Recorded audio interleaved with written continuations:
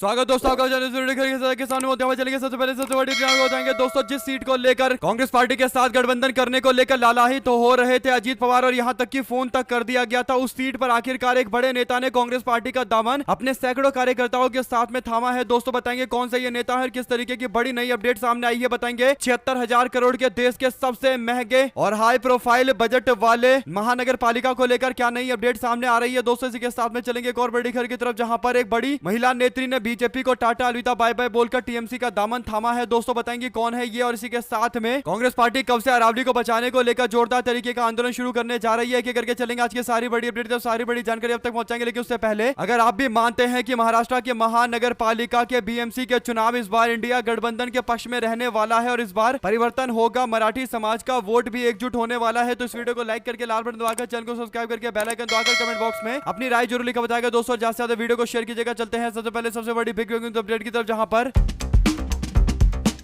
महाराष्ट्र के बीएमसी समेत कई सारे महानगर पालिका को लेकर इलेक्शन 15 तारीख को कराए जाएंगे। दोस्तों यानी 15 तारीख को वोट डाले जाएंगे। दोस्तों इसकी तैयारी के लिए सारी पार्टियों ने अपने अपने तौर तरीके अपनाने शुरू कर दिए हैं। पुणे के अंदर महापौर की सीट जीतने के लिए पूरी तरीके से अजीत पवार इतने ज्यादा बौखलाए हुए हैं दोस्तों, इतने ज्यादा डेस्परेट है कि किसी भी तरीके से गठबंधन बनाकर कोई भी समीकरण बनाकर चुनाव लड़ना चाहते हैं, यानी कांग्रेस पार्टी के साथ गठबंधन बनाना चाहते थे ताकि पुणे के महानगर पालिका के अंदर चुनाव जीता जाए और खुद का महापौर बनाया जाए। यानी जिस कांग्रेस पार्टी के साथ अभी तक अजीत पवार की बातचीत नहीं चल रही थी, दोस्तों अजीत पवार ने फोन किया ताकि महापौर के चुनाव में अपनी ताकत दिखा पाए और कांग्रेस पार्टी के बलबूते पर यहां पर अपना महापौर बना पाए। हालांकि दोस्तों मामला एकदम उल्टा पड़ गया। कांग्रेस पार्टी ने साफ तौर पर गठबंधन करने से इंकार करते हुए कह दिया कि कांग्रेस पार्टी अब छोटी पार्टियों पर निर्भर रहेगी और छोटी पार्टियों के साथ मिलकर गठबंधन में मैदान में उतरेगी, जिसके कारण पार्टी को भी फायदा मिलेगा और छोटी पार्टियों को भी बड़ा होने का एक मौका कांग्रेस पार्टी के रास्ते मिलने वाला है। तो दोनों के लिए फायदा है, इसीलिए कांग्रेस पार्टी ने महादेव जानकार की पार्टी के साथ में गठबंधन किया है और वंचित बहुजन अघाड़ी के साथ में भी गठबंधन को लेकर लगातार अंतिम दौर की बातचीत जारी है। ऐसे में दोस्तों पुणे के महानगर पालिका के महापौर की सीट जिसे लेकर पूरी तरीके से अजीत पवार गुट चाह रहा है कि जैसे तैसे महापौर की सीट को जीता जाए, लेकिन कांग्रेस पार्टी ने साफ तौर पर मना करते हुए बोल दिया कि वो छोटी पार्टियों के साथ गठबंधन करेंगे और एनसीपी अजीत पवार गुट के साथ में गठबंधन का कोई सवाल ही नहीं खड़ा होता। यानी अब जबरदस्त मुकाबला देखने को मिलेगा। ऐसे में दोस्तों पुणे के अंदर जिस महापौर की सीट को लेकर इतना संघर्ष चल रहा है, कांग्रेस पार्टी से फोन पर बात करने के लिए भी अजीत पवार लालाहित नजर आ रहे थे। आखिरकार उस सीट पर रह चुके महापौर प्रशांत जगताप ने 26 दिसंबर यानी बीते दिन राष्ट्रवादी कांग्रेस पार्टी यानी एनसीपी एसपी छोड़कर शरद पवार की पार्टी को छोड़कर कांग्रेस पार्टी में शामिल होने का फैसला लिया है। बीजेपी और आरएसएस के खिलाफ अपनी लड़ाई को प्राथमिकता देते हुए उन्होंने साफ तौर पर कहा कि हम लोग पुणे महानगर पालिका का चुनाव डंके की चोट पर जीतेंगे। दरअसल दोस्तों अजीत पवार और शरद पवार आपस में गठबंधन बना रहे हैं ताकि दोनों मिलकर पुणे महानगर पालिका के अंदर अच्छी खासी सीटें जीते और महापौर बनाने का मौका मिले, लेकिन कांग्रेस से गठबंधन करना सबसे बड़ी प्राथमिकता थी अजीत पवार की। कांग्रेस ने हालांकि मना कर दिया और इसके बाद दोस्तों कांग्रेस पार्टी ने एक बड़ी जीत हासिल की है। कांग्रेस को पता चल गया कि क्योंकि अब अजीत पवार गुट और शरद पवार का गुट आपस में मिलने जा रहा है, दोनों में वापस से गठबंधन होगा, दोनों पार्टियां मिलकर फिर से एक होने जा रही है। तो कांग्रेस पार्टी ने प्रशांत जगताप यानी शरद पवार की पार्टी के वरिष्ठ नेता, पुणे शहर के अध्यक्ष और 2016-17 में पुणे के महापौर के तौर पर काम कर चुके 2024 के विधानसभा चुनाव में हड़पसर से चेतन तुपे के हारने के बाद नाराज हो गए। तो उन्होंने अजीत पवार गुट के साथ में प्रस्तावित गठबंधन का विरोध करते हुए साफ तौर पर कहा कि उनका कांग्रेस पार्टी के अंदर प्रवेश शिव साहू, फूले आंबेडकर और गांधी नेहरू विचारधारा को आगे बढ़ाने के लिए है। स्पष्ट है कि यह बीजेपी और आरएसएस के खिलाफ उनकी वैचारिक लड़ाई का हिस्सा है। तिलक भवन के अंदर दादर में हर्षवर्धन सकाल और विजय वेट्टीवार की मौजूदगी में पार्टी के अंदर भारी संख्या में कार्यकर्ताओं का हुजूम शामिल हुआ दोस्तों, यानी खुद तो आए ही थे महापौर प्रशांत जगताप, बल्कि अपने साथ में जो हजारों समर्थक हैं उनको भी लेकर आए हैं। तो ऐसे में पुणे के महानगर पालिका के चुनाव में इस बार मुकाबला बेहद दिलचस्प होने वाला है और कांग्रेस पार्टी ने उस सीट पर अपनी दावेदारी ठोक दी है दोस्तों, जिसे लेकर अजीत पवार इतने ज्यादा बौखलाए हुए थे कि कांग्रेस को फोन कर करके गठबंधन बनाने के लिए बोल रहे थे, लेकिन कांग्रेस पार्टी ने एकदम मना कर दिया और महापौर की सीट पर पहले चुनाव जीत चुके व्यक्ति को अपनी पार्टी में शामिल करा के हजारों कार्यकर्ताओं को लाकर एक बड़ा और क्लियर कट मैसेज भेज दिया है। 2 शब्द जरूर लिखकर बताएगा, ज्यादा से ज्यादा वीडियो को शेयर कीजिएगा। चलते हैं एक और बिग न्यूज अपडेट की तरफ दोस्तों, जहां पर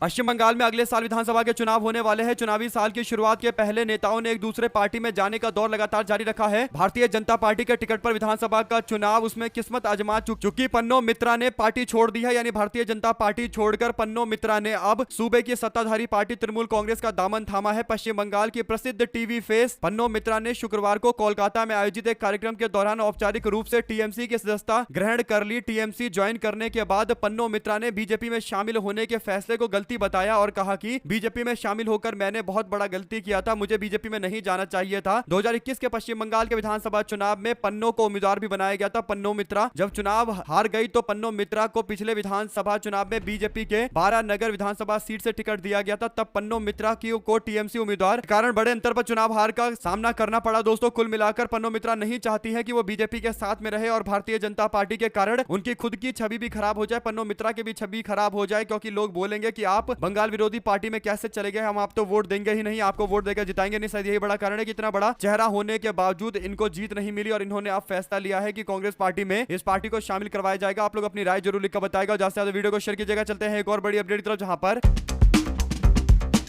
कांग्रेस पार्टी के नेता रणदीप सुरजेवाला ने आरोप लगाया कि खनन माफिया खुलेआम सार्वजनिक संसाधनों की लूट कर रहा है, अरावली पहाड़ियों को नष्ट कर रहा है, पर्यावरण पर भारी असर पड़ता है, लेकिन इसके बावजूद बीजेपी की सरकार इस पर ध्यान देने को तैयार नहीं। कांग्रेस पार्टी के कार्य समिति यानी वर्किंग कमेटी की आज शनिवार को बैठक बुलाई गई है। मनरेगा को लेकर भी आगे दिशा निर्देश दिया जाएगा और तय किया जाएगा कि गठबंधन का क्या स्वरूप होगा और महाराष्ट्र में गठबंधन नई पार्टियों के साथ में किस तरीके से बनेगा और जो बड़ा आंदोलन देश भर के अंदर देशव्यापी आंदोलन की शुरुआत होने जा रही है अरावली के मामले पर, उसे कैसे आगे बढ़ाया जाएगा। तो दो बड़ी तैयारियों को लेकर खासकर चर्चा होगी। दोस्तों जो भी जानकारी इससे जुड़ी आती रहेगी, लगातार अपडेट आप तक पहुंचाते रहेंगे। चलते हैं एक और बड़ी अपडेट की तरफ, जिसमें राजस्थान कांग्रेस ने अरावली पर्वत और मनरेगा के मुद्दे पर 27 दिसंबर को जन जागरण अभियान की शुरुआत करने का ऐलान किया है। पार्टी का आरोप है कि बीजेपी के नेतृत्व वाले केंद्र की मोदी सरकार षड्यंत्र रचकर अरावली पर्वतमाला की गलत परिभाषा को प्रस्तुत कर रही है। इससे खनन माफिया के हवाले पूरे पर्वत को किया जा रहा है। कांग्रेस पार्टी ने दावा किया कि केंद्र सरकार ने महात्मा गांधी रोजगार गारंटी योजना यानी मनरेगा में बदलाव करके गरीबों से रोजगार का अधिकार छीनने का काम किया है। एक विज्ञप्ति के अनुसार कांग्रेस पार्टी ने कहा कि और घोषणा किया कि दोनों मुद्दों के विरोध में प्रदेश भर के अंदर जिला, ब्लॉक, मंडल और बूथ स्तर के जन जागरण अभियान और विरोध प्रदर्शन आयोजित किए गए और लगातार आगे आयोजित किए जाएंगे, यानी रोड मैप तैयार कर लिया गया है। राजस्थान कांग्रेस तो आज से ही मैदान में उतरने जा रही है। ऐसे में दोस्तों कांग्रेस पार्टी की पूरी इकाई या फिर कहीं कहीं छोटे छोटे कांग्रेस पार्टी के यूनिट के द्वारा आंदोलन किया जाएगा। किस तरीके की रोड मैप होगी वो आज ऐलान कर दिया जाएगा। जो भी जानकारी सीडीसी की बैठक से जुड़ी आती रहेगी, आप लगातार अपडेट पहुंचाते रहेंगे। इसी के साथ में चलते हैं एक और बड़ी अपडेट की तरफ दोस्तों, जहां पर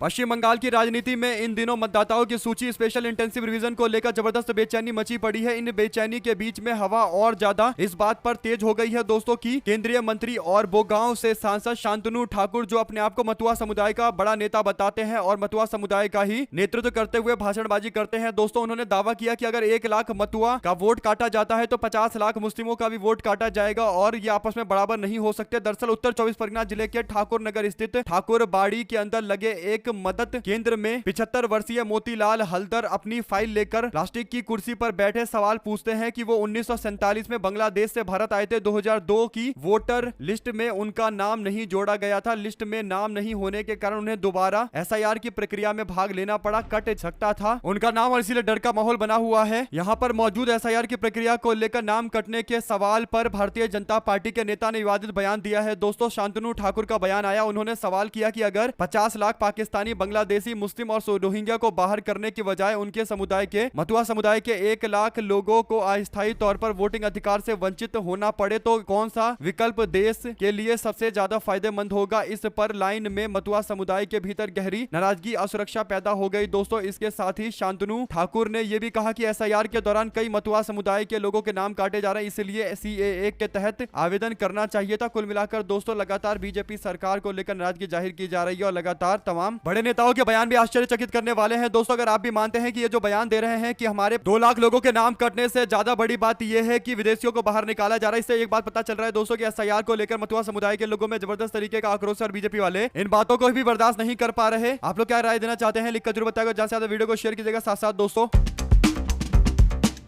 बीते दिन ये खबर सामने आती है कि भारतीय जनता पार्टी के उत्तर प्रदेश में ब्राह्मण समाज के विधायकों की बैठक के बाद से बीजेपी के नेता पंकज काफी ज्यादा नाराज है। दोस्तों पंकज चौधरी कह रहे हैं कि अगर दोबारा इस तरीके की बैठक हुई तो हम सख्त से सख्त कार्रवाई करेंगे। आपको बता दें कि अखिलेश यादव ने इसी पर तंज कसा है। दोस्तों अखिलेश यादव ने कहा कि अपनों की महफिल सजे तो जनाब मेहरबान और दूसरों को भेज रहे हैं चेतावनी का फरमान, यानी उनका इशारा भारतीय जनता पार्टी की ओर है। दोस्तों ऐसे में अगर आप भी मानते हैं एकदम सही बात बोल रहे हैं अखिलेश यादव और कहीं ना कहीं ये इशारों में दूर तक मैसेज भेज रहे हैं, भारतीय जनता पार्टी वाले लोगों को समझना चाहिए कि अखिलेश अखिलेश यादव उन्हीं पर निशाना साध रहे हैं। हालांकि बीजेपी वालों को कुछ शेरो शायरी समझ में भी नहीं आती है। दोस्तों आप लोग अपनी राय जरूर लिखकर बताएगा, ज्यादा से ज्यादा वीडियो को शेयर कीजिएगा। चलते हैं एक और बड़ी अपडेट की तरफ, जहां पर युवा कांग्रेस ने अरावली सत्याग्रह यात्रा निकालने का फैसला लिया है। 7 जनवरी से 20 जनवरी तक ये यात्रा निकलेगी। ये यात्रा गुजरात से शुरू होकर राजस्थान, हरियाणा और दिल्ली पहुंचेगी। इस यात्रा में राहुल गांधी के शामिल होने को लेकर भी आज लगातार चर्चा चल रही है। दोस्तों क्या राहुल गांधी गुजरात में वापसी करेंगे और गुजरात से मैसेज भेजेंगे, ये एक बड़ा सवाल है। लेकिन पदयात्रा राहुल गांधी की होगी, इसकी तैयारी लगातार चल रही है, आप लोग देख भी रहे हैं। आगे चलते हैं एक और बड़ी अपडेट की तरफ दोस्तों, जहां पर बीएमसी के भ्रष्टाचार को लेकर महाराष्ट्र कांग्रेस की ओर से एनडीए सरकार के खिलाफ चार्जशीट दाखिल की गई है। दोस्तों यानी बीएमसी में जितने कर्मकांड किए गए उन सब की डिटेल सामने आई है और कांग्रेस पार्टी ने आरोप लगाते हुए कहा कि 3 साल में और 9 महीने के अंदर महायुति की सरकार ने नागरिकों और श्रमिकों उनका विरोध करने के तरीके पर पूरी तरीके से कुठाराघात किया है। 24 घंटे 7 दिन लोगों को लगातार पानी मिलता रहा हो ऐसा नहीं हुआ है। 5 घंटे से ज्यादा पानी तो मिलता ही नहीं है। सप्लाई का पानी और महायुति और मुंबई के बेसिक राइट के साथ ये उल्लंघन है। आगे और भी आरोप लगाते हुए कहा जाता है कि 100% की हाइक इन बेस्ट की बसों में हुई है। यानी जो बीएमसी के द्वारा पब्लिक ट्रांसपोर्ट चलाया जाता है जिसे बेस्ट कहा जाता है, उसके फेयर्स के अंदर यानी उसके कीमत में भारी इजाफा हुआ है। और इसके बाद बताया गया है कि 17,000 करोड़ रुपए के रोड प्रोजेक्ट और 723 रोड अभी तक बनने शुरू भी नहीं हुए हैं। 2026 की डेडलाइन वाले रोड भी अभी तक बनना शुरू नहीं हुए। तो इससे पता चलता है कि कितना पॉलिसी पैरालिसिस चल रहा है। दोस्तों बीएमसी में सही से काम नहीं कर पा रही है भारतीय जनता पार्टी और उसके सहयोगी पार्टी। अब देखते हैं बीएमसी में क्या परिवर्तन के लिए तैयार है। आम जनता जो भी जानकारी से जुड़ी आती रहेगी, आप लगातार अपडेट पहुंचाते रहेंगे। इसी के साथ में चलते हैं एक और बड़ी खबर की तरफ दोस्तों, जहां पर बिहार में नीतीश कुमार सरकार में मंत्री परिषद के विस्तार को लेकर सियासी हलचल तेज है। 200 सूत्रों के मुताबिक ये विस्तार अगले महीने यानी जनवरी के मकर संक्रांति के बीच में हो सकता है। हाल ही में मुख्यमंत्री नीतीश कुमार की दिल्ली यात्रा के दौरान प्रधानमंत्री नरेंद्र मोदी और केंद्रीय गृह मंत्री अमित शाह से मुलाकात हुई थी, जिसके बाद मंत्रिमंडल के विस्तार को लेकर अटकलें और ज्यादा तेज हो गई है। लगातार अटकलों को बल मिल रहा है। वर्तमान में नीतीश सरकार के मंत्रिमंडल में कुल 10 मंत्री के पोस्ट खाली है, जिसमें से 6 जेडीयू के पास और 4 बीजेपी के पास जानी चाहिए। मुख्यमंत्री समेत अधिकतम 36 मंत्री बनाए जा सकते हैं। एनडीए मंत्री परिषद के तय फॉर्मूले के अनुसार बीजेपी के हिस्से में 17, जेडीयू के हिस्से में 15 और एलजेपी के हिस्से में 2 और हम पार्टी व आरएलपी पार्टी को एक एक मंत्री का पोस्ट दिया गया है। ऐसे में इस लिहाज से जनता दल यूनाइटेड के 6 और बीजेपी के 4 मंत्री बनाए जाने की गुंजाइश बनी हुई है। अब देखते हैं जो नया विस्तार होगा उसमें कौन कौन से नए मंत्री कहां के बनाए जाएंगे। एक तो पवन सिंह है जिनको राज्यसभा भेजने की तैयारी चल रही है और भी कई तरीके के नेता है जिनका भविष्य अभी हाल फिलहाल में ही तय होगा। 2 शब्द जरूर लिखकर बताएगा दोस्तों, ज्यादा से ज्यादा वीडियो को शेयर कीजिएगा। चलते हैं एक और बड़ी अपडेट की तरफ, जिसमें शिवसेना यूबीटी और एमएनएस पार्टी के बीच में गठबंधन हो गया। तो सबसे ज्यादा डर अगर किसी को लग रहा है तो शिंदे को लग रहा है। यही बड़ा कारण है कि शिंदे ने अब उद्धव ठाकरे की पार्टी को तोड़ने का फैसला लिया। एमएनएस पार्टी में भी एक जो बड़े नेता थे वो एकनाथ शिंदे का रुख करने लगे हैं। दोस्तों बीजेपी के दिग्गज नेता प्रमोद महाजन के भाई और महाराष्ट्र नवनिर्माण सेना यानी एमएनएस के नेता प्रकाश महाजन ने एकनाथ शिंदे के नेतृत्व वाली शिवसेना शिंदे गुट में शामिल होने का फैसला लिया है। और ये राजनीतिक बदलाव उप मुख्यमंत्री एकनाथ शिंदे की उपस्थिति में हुआ है, जिससे एक बड़ा मैसेज, क्लियर कट मैसेज गया है। दोस्तों आपको बता दें कि प्रकाश महाजन इससे पहले राज ठाकरे की पार्टी एमएनएस पार्टी के साथ मिलकर काम कर रहे थे। प्रदेश की राजनीति में उनका एक अलग तरीके का स्थान है। शिवसेना शिंदे गुट के शामिल होने से महाराष्ट्र की राजनीति में नए इच्छा बनने की संभावना बढ़ गई है। आप लोग क्या कहना चाहते हैं दोस्तों, लिखकर जरूर बताएं अगर आप भी मानते हैं कि एमएनएस पार्टी को तोड़ने की कोशिश कर रहे हैं शिवसेना के नेता एकनाथ शिंदे, लेकिन कब तक उनको सफलता मिल पाएगी एक बड़ा सवाल है दोस्तों, क्योंकि सबको पता है कि आज नहीं तो कल एमएनएस पार्टी और उद्धव ठाकरे की पार्टी के गठबंधन के कारण मराठी वोटर एकजुट होकर इन दोनों के साथ अगर चला गया तो एनडीए गठबंधन वालों को लेने के देने पड़ जाएंगे। इसीलिए सारी कोशिश की जा रही है कि मराठी वोट इस बार शिवसेना पार्टी यानी उद्धव ठाकरे और एमएनएस में शामिल ना हो। आपकी क्या राय है दोस्तों, लिखकर जरूर बताएगा। चलते हैं एक और बड़ी अपडेट की तरफ, जहां पर उन्नाव के दुष्कर्म के मामले को लेकर सजा याफ्ता भारतीय जनता पार्टी के पूर्व विधायक कुलदीप सेंगर को मिली जमानत का मामला अब केवल कानूनी दायरे में नहीं है दोस्तों, बल्कि और आगे बढ़ गया है। ये सड़क से लेकर सुप्रीम कोर्ट तक ये मामला तूल पकड़ता जा रहा है। दिल्ली हाईकोर्ट के फैसले के खिलाफ पीड़िता ने सुप्रीम कोर्ट का दरवाजा खटखटाया है और यहाँ तक कि सीबीआई ने खुद के वकील उतार कर भी सीबीआई ने अपने तरीके से किसी भी राहत को खारिज किया है। दोस्तों शुक्रवार को कुलदीप सेंगर को मिली जमानत के खिलाफ बड़ी संख्या में महिलाएं सड़कों पर उतर आई और दिल्ली हाईकोर्ट के बाहर जनवादी महिला समिति के बैनर तले महिलाओं ने जोरदार तरीके का प्रदर्शन किया। दोस्तों आपको बता दें कि पीड़िता भी पहुंची, लेकिन संसद की सुरक्षा के कारण से ही बस में रही। कुल मिलाकर दोस्तों जिस तरीके से आजकल माहौल चल रहा है और भारतीय जनता पार्टी से जुड़ा हुआ अगर कोई नेता पकड़ा भी जाता है तो उसे लेकर कहीं ना कहीं उल्टी सीधी थ्योरियां फैलाई जाने लगती है। आप लोग अपनी राय जरूर लिखकर बताएगा, ज्यादा से ज्यादा वीडियो को शेयर कीजिएगा। दोस्तों चलते हैं एक और बड़ी अपडेट की तरफ, जहां पर उत्तराखंड के काशीपुर के अंदर कश्मीरी शॉल के विक्रेता पर हमले का मामला काफी ज्यादा तूल पकड़ रहा है। दोस्तों मामले में पुलिस ने एक नामजद और अज्ञात आरोपी को गिरफ्तार किया है। घटना में शामिल सभी आरोपी बजरंग दल के कार्यकर्ता बताए जा रहे हैं। जम्मू और कश्मीर स्टूडेंट एसोसिएशन के राष्ट्रीय संयोजक नासिर खुए हामी ने बताया कि इस मामले को पुलिस वरिष्ठ अधिकारियों के सामने उठाया गया, जिसके बाद पुलिस ने एफआईआर दर्ज की। उत्तराखंड पुलिस के inspector general Kumaon range Riddhima Agarwal ने एसोसिएशन को बताया कि पीड़ित पर हमला करने और उसे जान से मारने की धमकी देने का मामला है। एफआईआर दर्ज कर ली गई है। एफआईआर के बाद पुलिस ने मुखबिर की निशानदेही करके आरोप लगाया है कि बजरंग दल के व्यक्ति को गिरफ्तार किया गया। कुल मिलाकर दोस्तों बजरंग दल के तीनों कार्यकर्ता है जिनको अरेस्ट किया गया है। ऐसे में महिलाएं अब क्या यहाँ भी सुरक्षित नहीं है, एक बड़ा सवाल होगा। दोस्तों आप लोग अपनी राय जरूर लिखकर बताइएगा इस तरीके के मामले को लेकर। चलते हैं एक और बड़ी अपडेट की तरफ, जिसमें जम्मू कश्मीर में हुर्रियत कॉन्फ्रेंस के अध्यक्ष मीर वाइज उमर फारूक को शुक्रवार को फिर से नजरबंद कर दिया गया। दोस्तों इसकी सबसे बड़ी वजह यह थी कि जामा मस्जिद में नमाज अदा नहीं करवाना चाह रही थी सरकार। उनके कार्यकाल ने किसी जानकारी को देते हुए कहा कि शांतिपूर्ण धार्मिक और सामुदायिक गतिविधियों पर रोक लगाना बेहद मुश्किल और दुखद और दुर्भाग्यपूर्ण है। आप लोग क्या कहना चाहते हैं इस पूरे मामले में, अपनी राय जरूर लिखकर बताइएगा। दोस्तों चलते हैं एक और बड़ी अपडेट की तरफ, जिसमें अब अलग अलग लेखकों की ओर से लेख लिखना शुरू कर दिया गया है। दोस्तों ऐसे ही नव भारत के अंदर एक लेख लिखा गया जिसमें कहा गया कि क्रिसमस की पूर्व संध्या पर देश के अलग अलग इलाकों के अंदर ईसाइयों के खिलाफ टारगेटेड हमला किया गया और कई ऐसी घटनाएं सामने आई। इस घटना और हमले को लेकर बीजेपी सरकार के मुंह से एक शब्द नहीं निकला। दोस्तों तोड़फोड़ की गई, क्रिसमस सेलिब्रेशन में रुकावट डाला गया और इबादत करने वाले लोगों को डराया धमकाया गया। आरएसएस और बजरंग दल से जुड़े कार्यकर्ताओं पर इन मामले की सुनवाई करने का आरोप लगाया है। इस दौरान रोचक तथ्य यह है कि यह सब ऐसे समय में हुआ है जब प्रधानमंत्री ने दिल्ली के एक कैथेड्रल में सुबह की प्रार्थना में हिस्सा लिया। यह एक ऐसा कदम था जो देश के दूसरे जगह पर धमकियों, हिंसा और अपमानजनक व्यवहार झेल रहे क्रिश्चियन समुदाय के लोगों को थोड़ी मजबूती पहुंचाएगा। दोस्तों लेकिन सवाल सबसे बड़ा यह खड़ा होता है कि प्रधानमंत्री नरेंद्र मोदी जब कहीं कोई कार्यक्रम करने जाते हैं, अल्पसंख्यक समाज से जुड़े कार्यक्रम करने जाते हैं, तो कैमरामैन को साथ में लेकर जाते हैं तस्वीरें खिंचवाकर, ताकि ये माहौल बनाया जाए और ये बताया जाए क्रिश्चियन समुदाय के लोगों को कि भारतीय जनता पार्टी उनकी हितैषी है, क्योंकि केरला में चुनाव होने वाला है। दोस्तों केरल के चुनाव के मद्देनजर इस तरीके की हरकतें भी की जाती है। आप लोग अपनी राय जरूर लिखकर बताएगा, ज्यादा से ज्यादा वीडियो को शेयर कीजिएगा। चलते हैं एक और बिग ब्रेकिंग अपडेट की तरफ, जहां पर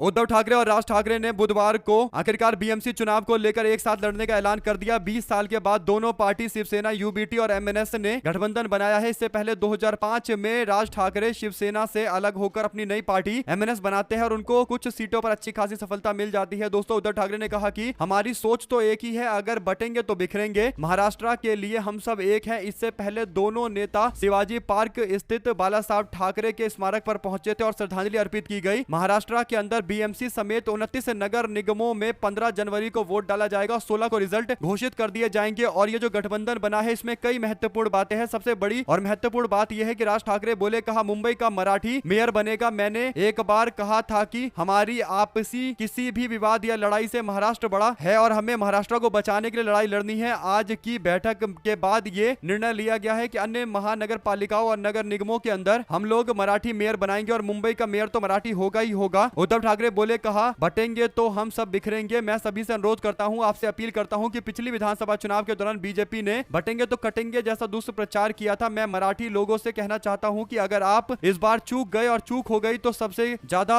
झटका समाज के लोगों को लगेगा, सब कुछ समाज का खत्म हो जाएगा। अब अगर हम बटे तो फिर मिट जाएंगे। कुल मिलाकर दोस्तों मराठा वोटर से बोला जा रहा है कि वो भारी संख्या में घर से बाहर निकले और वोट डाले। ऐसे में जबरदस्त तरीके का मुकाबला भी देखने को मिल सकता है। दो शब्द जरूर लिखकर बताएगा दोस्तों, ज्यादा से ज्यादा वीडियो को शेयर कीजिएगा। इसी के साथ में चलते हैं एक और बड़ी अपडेट की तरफ दोस्तों, जहां पर